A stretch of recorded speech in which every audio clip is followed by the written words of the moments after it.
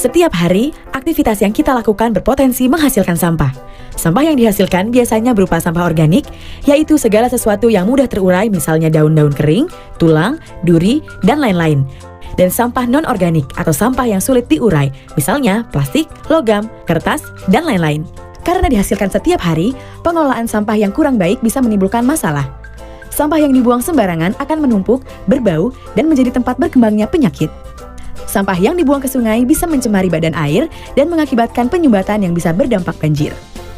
Sampah yang dibakar juga akan mencemari udara, menurunkan kualitas lingkungan, dan bisa berdampak pada pemanasan global. Selain itu, penumpukan sampah yang tidak terkelola juga tentunya akan menurunkan nilai estetika kota secara keseluruhan. Kalau sudah begini, rusaklah lingkungan kita. Bagaimana caranya? Pengelolaan sampah yang baik menjadi kunci. Pengelolaan sampah harus berwawasan lingkungan, menetapkan prinsip kemandirian yang produktif, dan mengedepankan prinsip 3R. Apa itu 3R? 3R. 3R adalah singkatan dari reduce, reuse, dan recycle. Reduce adalah upaya mengurangi timbulan sampah. Contohnya, memakai tas belanja, mengurangi penggunaan tisu, mengurangi penggunaan pampers. Reuse artinya upaya menggunakan kembali bahan atau barang supaya tidak langsung menjadi sampah. Contohnya, botol plastik tidak dibuang tapi masih dapat kita gunakan menjadi vas atau tempat pensil. Recycle artinya menggunakan kembali bahan yang telah melalui proses pengolahan, misalnya plastik bekas diolah menjadi biji plastik yang kemudian bisa diproses menjadi benda-benda plastik seperti ember misalnya. Nah, program 3R ini bisa menjadi salah satu solusi untuk menata lingkungan dalam penanggulangan sampah. Halo, assalamualaikum. Apa kabar sahabat YouTube dimanapun berada? Jumpa kembali dengan channel saya Bob Sudiono. Saya lagi berada di area pengolahan limbah di suatu perusahaan besar. Oke, kita turun. Selanjutnya akan saya perkenalkan jenis-jenis limbah yang ada di sini. Itu yang warna putih adalah limbah dengan pH di bawah 6. Warnanya sangat putih pekat. Dan ini adalah pH di atas 8 di bawah 9. Warnanya juga sangat keruh, kotor dan bau. Dan yang di tangki ini adalah limbah dengan pH di atas 9. Perlu saudara sekalian ketahui bahwasanya pH normal adalah 7. Baiklah, mari kita turun. Kemudian akan saya perkenalkan bagaimana cara pengolahan limbahnya. Nanti semua limbah yang ada di tangki itu akan dimasukkan ke dalam bak pengolahan yang namanya koagulasi 1. Itu yang di drum biru adalah berisi cairan kapur. Ini ada 3 jenis limbah masuk ke dalam satu tangki koagulasi untuk diolah. Dari situ kemudian akan di steril dan diteruskan ke bak pengolahan di koagulasi 2. Di sini akan dicampur dengan bahan kimia yang namanya Master SA. Master SA ini tugasnya adalah menurunkan pH. Ini adalah koagulasi 2.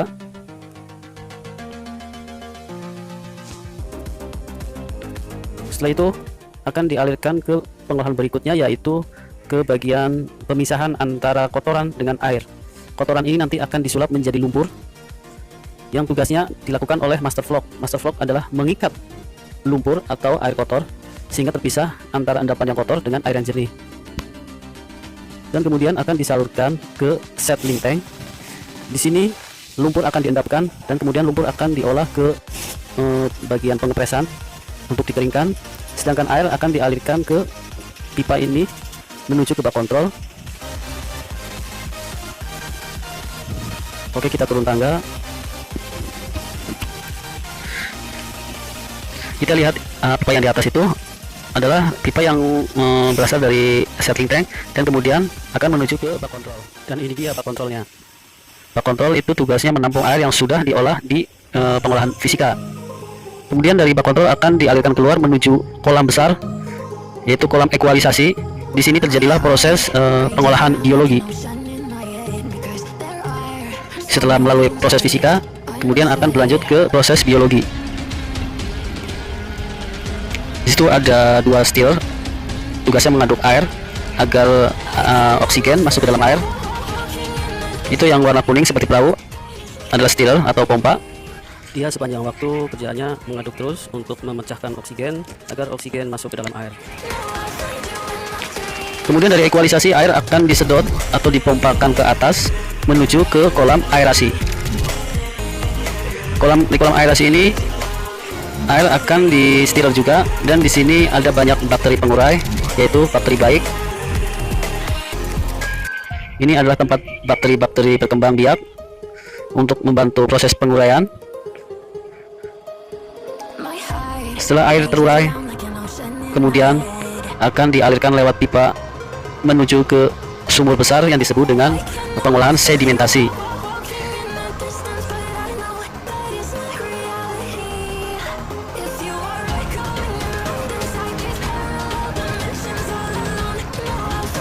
Dan air olahan yang ada di sedimentasi akan dihisap pompa. Dihisap dengan pompa, kemudian akan dimasukkan ke dalam filter.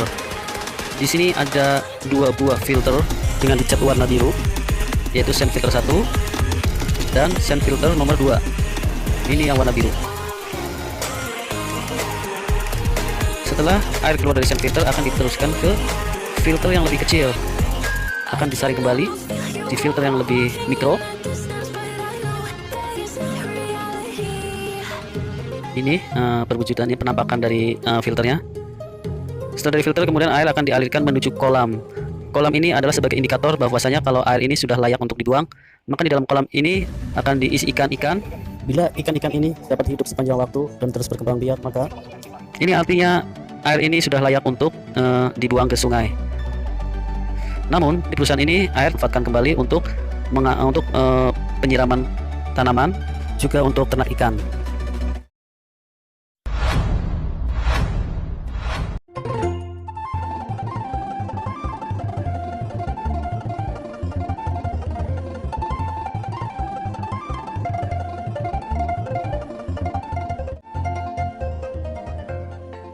Sampah adalah keniscayaan dalam hidup manusia. Usianya sama tuanya dengan peradaban manusia itu sendiri. Sampah kemudian menjadi semakin banyak seiring dengan tumbuhnya populasi. Dia kemudian menjadi musuh tersembunyi yang sewaktu-waktu dapat meledak. Seperti saat terjadinya longsor di TPA Lewi Gajah dan Bantar Gebang. Karena itu dibutuhkan solusi yang tepat untuk mengatasi permasalahan ini.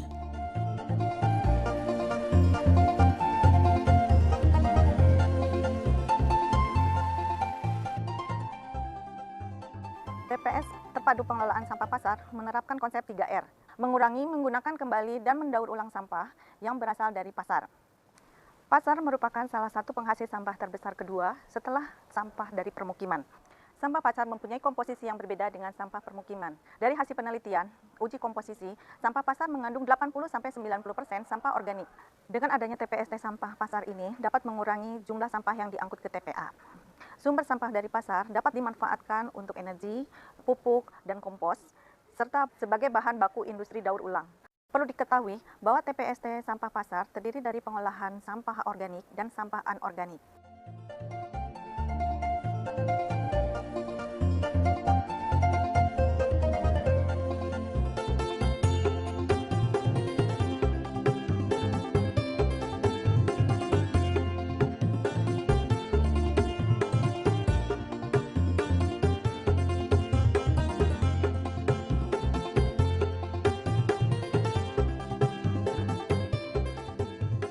Tempat pengolahan sampah ini berjarak sekitar 400 meter dari TPA di Cipejang.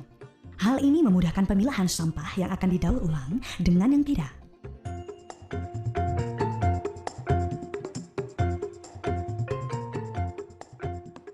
Sampah yang dari Pasar Serpong yang berdekatan jaraknya kurang lebih 400 meter, kita curahkan ke tempat pencurahan sampah yang ada di sebelah ujung depan, kemudian dilakukan pemilahan. Pemilahan itu bisa dilakukan secara manual maupun secara masinal dengan conveyor belt. Kemudian setelah itu terpisah sampah organiknya, kita lakukan pencetakan menjadi sampah yang betul-betul dikomposkan secara windrow, jadi dengan asupan oksigen. Nah, jadi sampah sampah yang akan kita masukkan ini adalah sampah pasar, ditambah dengan kotoran hewan sapi, kemudian ditambahkan serbuk gergaji yang fungsinya adalah untuk melakukan menjadi C berbanding N atau karbon berbanding nitrogen yang menjadi sekitar 35 rasionya 35, karena angka 35 ini adalah standar untuk melakukan pengomposan menjadi pengomposan yang lebih baik. Kita mulai dengan pembuatan proses pengomposan dengan sistem windrow. Pengolahan sampah dengan sistem windrow ini kita lakukan salah satunya, jadi sampah setelah dicacah menjadi sampah yang tercacah seperti ini adalah sampah organik, karena ini banyaknya adalah sampah yang mengandung serat atau terkandung C-nya yang besar. Kemudian kita tambahkan dengan yang namanya kotoran hewan sapi. Kotoran hewan sapi biasanya kita juga bisa pakai yang kering ya. Kemudian dari situ karena harapannya ini adalah kurang banyak unsur yang nitrogennya kita juga, dan kemudian agak basah karena sampah organik pada saat musim hujan agak basah, kemudian kita campur dengan serbuk gergaji ya. Jadi kita campurkan antara kotoran hewan dengan serbuk gergaji, kemudian dicampurkan dengan sampah yang betul-betul cacahan sampah, kemudian dicampurkan dengan yang namanya gula putih.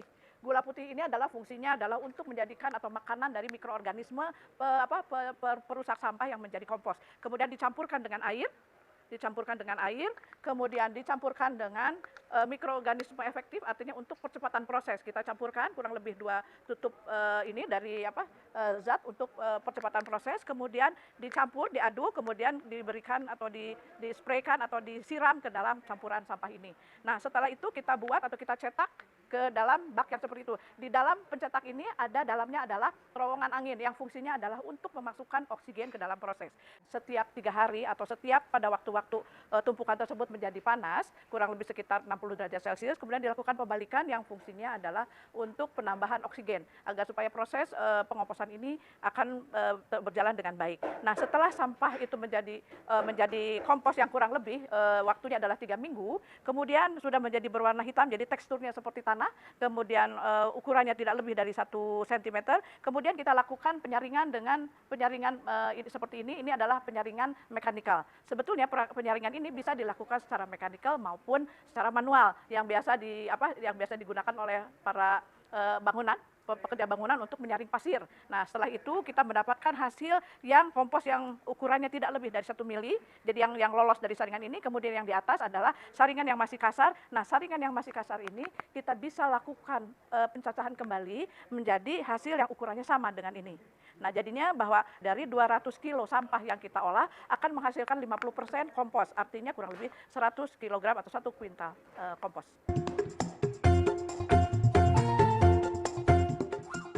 Pengolahan sampah membutuhkan penanganan yang tepat. Jenis sampah yang berbeda perlu penanganan yang berbeda pula. Mesin pencacah yang barusan datang ini adalah akan mencacah kompos yang masih ukurannya agak besar. Dari kompos yang ukurannya agak besar kita cacah kembali dengan mesin tersebut, kemudian akan menghasilkan ukuran kompos yang kecil yang sudah siap untuk dipakai, yang ukurannya kurang dari 1 cm.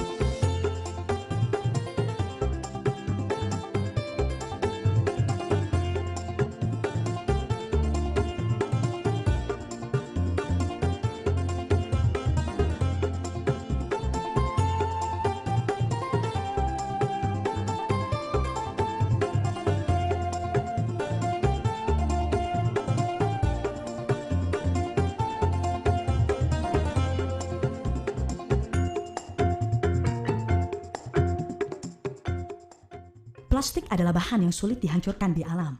Butuh waktu ratusan tahun untuk menghancurkannya. 20% dari sampah pasar adalah sampah plastik. Untuk mengurangi volume dan beratnya, salah satunya adalah dengan menggunakan teknologi pirolisis atau pemanasan sampah. Sampah plastik dimasukkan ke dalam tungku pirolisis yang suhunya dapat dilihat di dalam termometer yang dipasang dalam tungku pirolisis ini.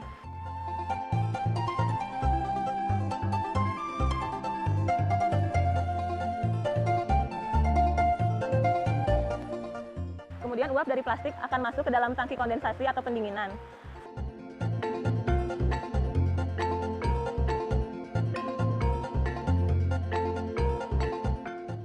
Setelah pendinginan, uap dari sampah akan mengembun kemudian menjadi minyak sampah yang akan digunakan kembali dalam pembakaran.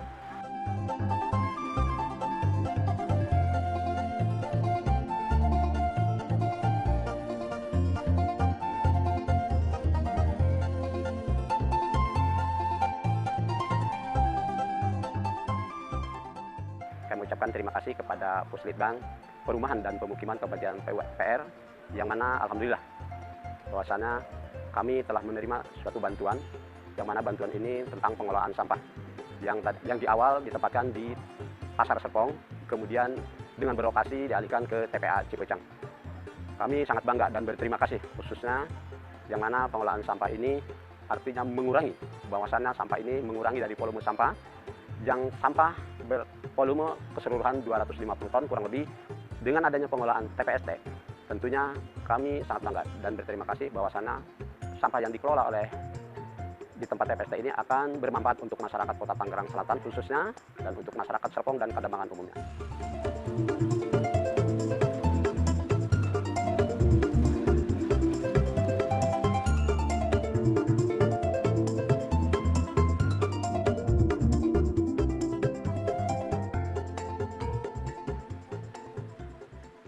Indonesia saat ini memiliki kondisi kualitas lingkungan yang sangat buruk, khususnya terkait dengan persampahan. Jadi salah satu kualitas lingkungan yang begitu buruk itu tercermin pada daerah-daerah yang di mana banyak berkumpul komunitas masyarakat seperti di daerah-daerah wisata maupun di pasar. Untuk ini pada tahun 2017 kami melakukan upaya penanganan sampah pasar dengan penelitian terkait dengan pengolahan sampah terpadu dengan menggunakan konsep 3R. Jadi kami berusaha dengan teknologi yang kita tawarkan ya, dengan pengolahan sampah terpadu di pasar tersebut dengan pendekatan 3R tadi, yaitu dengan reduce, ya, jadi mengurangi, kemudian reuse, menggunakan kembali, dan recycle, mengolah kembali. Jadi dari pendekatan 3R ini diharapkan sampah pasar akan tuntas di sumbernya, jadi tidak akan memberikan beban pada TPA-TPA yang ada di kawasan perkotaan. Selain itu juga bahwa kami juga berusaha untuk meningkatkan nilai ekonomi dari sampah itu sendiri, sehingga tidak hanya sekedar menjadi beban, tetapi juga bahwa sampah ke depan akan dapat dikelola seperti untuk pemanfaatan energi. Nah, bila sampah tidak dikelola, saya kira salah satu dampak yang bisa kita rasakan adalah pemanasan global, jadi kerusakan lingkungan lewat pemanasan global, karena salah satu dampak dari sampah ini adalah terbentuknya gas metan, yang mana gas metan ini memiliki daya rusak dari aspek pemanasan global ini sampai 12-24 kali dibandingkan karbon CO2 dari CO2.